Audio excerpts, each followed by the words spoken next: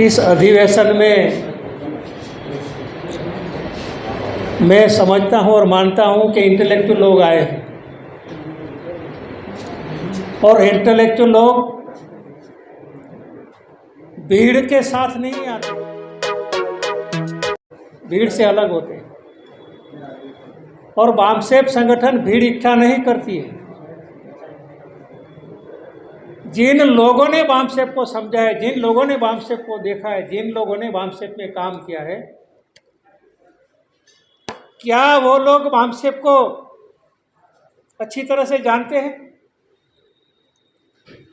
चर्चा ये होती है कि बामसेफ के इतने टुकड़े हो गए, इतने गढ़े हो गए,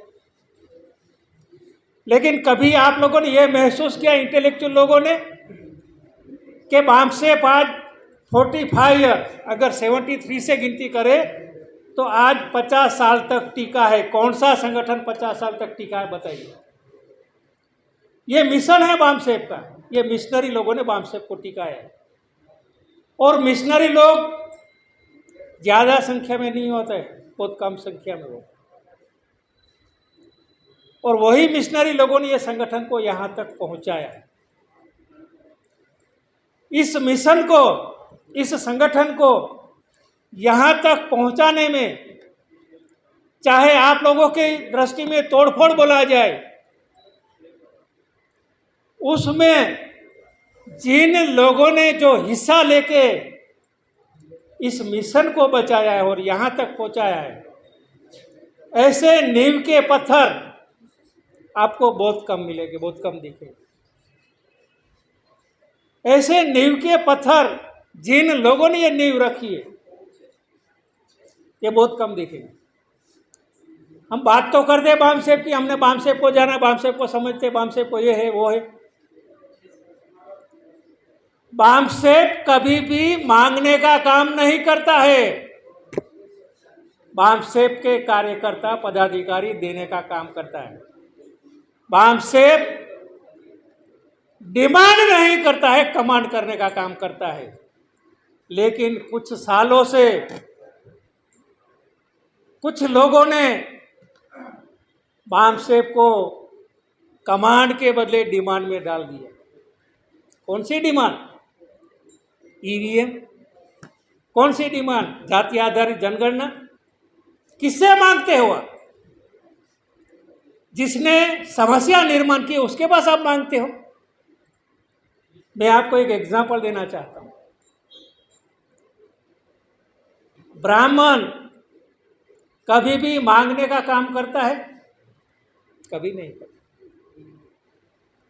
क्योंकि राजा के समय में क्षत्रिय कितना भी लड़ कट के मर जाता था, और जब राजा घोषित करने का समय आता था और वो बलवान होते हुए भी राजा, पब्लिक उसको नहीं मानती थी। क्या कारण? क्योंकि उस समय पे राजा को चुनने का अधिकार ब्राह्मण के पास था। जब तक ब्राह्मण राजा को राज तिलक नहीं करता था, तब तक लोग उसको राजा नहीं मानते थे। ये वास्तविकता इस देश में है। इसका मतलब कि राजा कितना भी बलवान था, कितना भी शक्तिशाली था, कितने भी मारकाट किया, लेकिन वो स्वयं राजा घोषित नहीं हो सकता था। उसको राजा घोषित करने का काम ब्राह्मण करते थे। और आज भी वही हाल हमारे सामने है। क्या कारण है? उस कारण को हम लोगों को समझना होगा। अगर ये कारण को हम समझ जाएंगे तो हम बामसेफ को समझ सकते हैं। हम भाषणबाजी में नहीं मानते हैं, हम समझाने में मानते हैं। इंटेलेक्चुअल लोग समझदार लोग हैं, लेकिन इंटेलेक्चुअल लोग समझदार को कभी कभी जहां जिसके साथ रहता है वहां उसकी ऐसी सोच निर्माण हो जाती है। अगर समाज के साथ रहेगा तो उसकी सोच समाज की बनेगी। अगर समाज से हटकर अगर वो रहेगा तो उसकी सोच जिसके साथ रहता है वैसी बन जाती है। ये बामसेफ इंटेलेक्चुअल लोगों का संगठन है, लेकिन बामसेफ के माध्यम से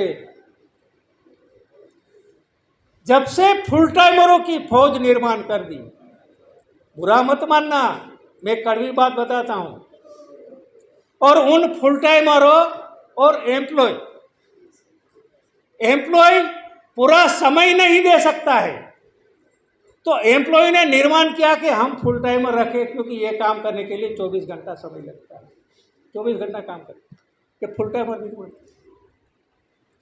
और बामसेब को समझने वाले ये समझते हैं और ये समझाते हैं कि बामसेब व्यवस्था परिवर्तन का काम करता है। एक ही भाषा, व्यवस्था परिवर्तन, व्यवस्था परिवर्तन। कौन सी व्यवस्था भाई? कोई समझा सकते कौन सी व्यवस्था? इस देश में कौन सी व्यवस्था से आप बात करते हैं? इस देश के अंदर दो व्यवस्था चल रही है। एक है सामाजिक व्यवस्था जो जाति के आधार पर टिकी है, और दूसरी व्यवस्था है जो सरकारी गवर्नमेंट की व्यवस्था है। अब जाति के आधार पर जो व्यवस्था टिकी है, उस जाति में क्रमिक असमानता होने के नाते कभी भाईचारा निर्माण नहीं हुआ। बाबा साहब आम्बेडकर ने हमको वोट का अधिकार दे दिया, लेकिन क्या वोट का अधिकार बाबा साहब ने मांगने के लिए दिया था? बाबा साहब ने वोट का अधिकार कमांड करने के लिए दिया था। जब बामसेब की नींव रखी गई थी, सोशल मूवमेंट के संदर्भ में रखी थी, और जैसे जैसे समाज में जागृति निर्माण हुई, उस जागृति के प्रभाव के संदर्भ में अगर उस समय पे कांशीराम साहब ने बहुजन समाज पार्टी निर्माण नहीं की होती और सिर्फ बामसेब करते रहे होते, तो जो जागरूक हुए लोग कहाँ भटकते? उसको विकल्प चाहिए था और विकल्प दिया। जब कांशीराम साहब ने बहुजन समाज पार्टी के नाम से विकल्प दिया, तो बामसेब एम्प्लॉयज का ऑर्गेनाइजेशन था और एम्प्लॉय राजनीति नहीं कर सकता है। इसलिए कांशीराम साहब ने उन लोगों को बोला कि जिसको मेरे साथ राजनीति में आना है वो आ सकते हैं, जिसको राजनीति में नहीं आना है वो बामसेब का काम कर सकते हैं। एम्प्लॉय राजनीति नहीं कर सकता है, इसलिए एम्प्लॉय ने सोचा कि हम लोग गैर राजनीतिक जड़े को मजबूत करने का काम करेंगे, जो बामसेब करेंगे। क्या हम लोग गैर राजनीतिक जड़े अब तक मजबूत कर सके हैं? जिस समय में हम लोग ने बामसेब के माध्यम से जो गैर राजनीतिक जड़ें मजबूत की थी, उस गैर राजनीतिक जड़ों का फल हम लोगों को मिला था और फायदा भी हुआ था। लेकिन ये ब्राह्मणवादी ताकतों ने इस गैर राजनीतिक जड़ को खत्म करने का काम किया। हम मानते हैं कि कुछ गलतियां संगठन को चलाने वाले लोगों से हो सकता है, लेकिन इसका मतलब ये नहीं होता कि संगठन खराब है। क्या कभी आपने ब्राह्मण के मुंह से सुना है कि वो आरएसएस का कभी गाली देगा, आरएसएस के विरुद्ध में बोलेगा? सुना है कभी आप लोगों ने? नहीं सुना है। तो ये बामसेब भी आज 50 साल से टिका है, लेकिन हमारे लोग उसका विरोध करते हैं, इंटेलेक्चुअल लोग विरोध करते हैं। काहे के लिए? और यही बोलते हैं कि आरएसएस ये करता है, आरएसएस वो करता है। आरएसएस को आज 100 साल पूरे होने जा रहा है, और बामसेब को कितना साल? 50 साल। 50 साल में जो बामसेब में जो अचीवमेंट किया है, वो अचीवमेंट 50 साल में आरएसएस नहीं कर सका। जिन लोगों को समझदारी है, जो इंटेलेक्चुअल लोग हैं, वो इसका हिसाब लगा सकते हैं, अनपढ़ लोग नहीं लगा सकते। क्या कभी हम लोगों ने ये लगाया है कि उस 50 साल के पीरियड में आरएसएस कहाँ था और आज 50 साल में बामसेब कहाँ है? जिसकी राजनीति 100% चालू है, चाहे कांग्रेस हो, चाहे भाजपा हो, चाहे कम्युनिस्ट हो, चाहे कोई भी सरकार हो, सभी में आरएसएस के लोग बैठे, सभी में बैठे, बिजनेसमैन में बैठे, हर जगह पे उसका आदमी बैठे होते हुए भी क्या वो चाहे वैसा इस देश में कर सकता है? नहीं कर सकता। क्या कारण है? कुछ लोग आज प्रचार करते हैं कि आज संविधान खतरे में। अरे संविधान खतरे में है, ऐसा प्रचार ब्राह्मणवादी लोग कर रहे हैं, और हमारे लोग उसका प्रचार करके समाज में डर निर्माण करना चाहते हैं।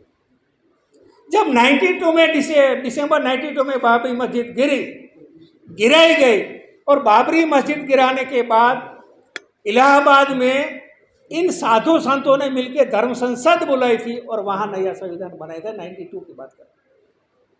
और ये तब वो बोले थे कि हम भारत में हिंदू राष्ट्र बनाएंगे। कितना साल हो गया, कितना साल हो गया, क्यों नहीं बना सके?